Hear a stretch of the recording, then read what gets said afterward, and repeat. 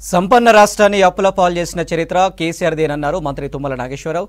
Congress MP అభ్యర్థి బలరాం నాయక్ను అత్యధిక మెజారిటీతో గెలిపించాలన్నారు. బలరాం నాయక్ గెలిస్తే ఈ ప్రాంతం అంతా అభివృద్ధి చేసి చూపిస్తాడన్నారు.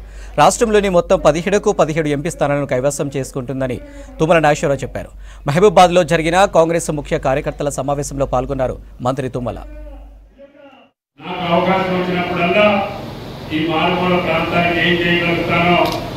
చేసే అవకాశం భగవంతుడు మీరు కల్పించారు. మళ్ళీ ఈ ప్రభుత్వంలో కూడా నాకు అవకాశం వచ్చింది. తప్పకుండా గ్రామాల అయ్యాల మండలాలకి ప్రధాన సమస్యలన్నీ పరిష్కారం చేయించే బాధ్యత నాది అని చెప్పి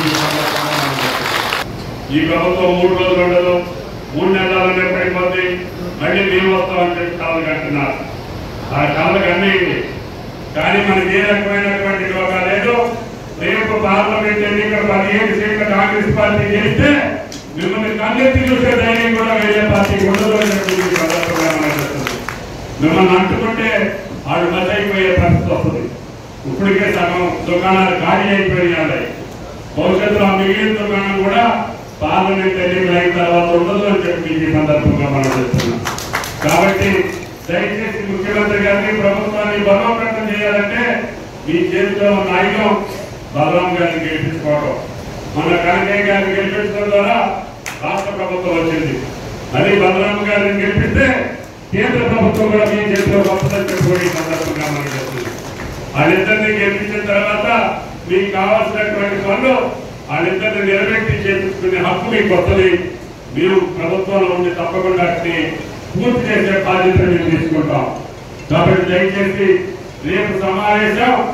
రేపు ముఖ్యమంత్రి గారి సమావేశం ద్వారానే 1,00,000 ఓట్లతోటి పైకి మెజారిటీతో బలరాం గారు గెలిచారనేటటువంటి కీర్తి మీకు రావాలని చెప్పి గ్రామాల మండల పెద్దలందరికీ విజ్ఞప్తి చేస్తున్నాను.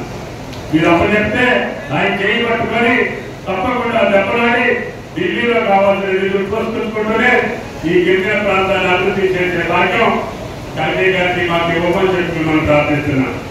గెలిపించే బాధ్యత మీదే. అభివృద్ధి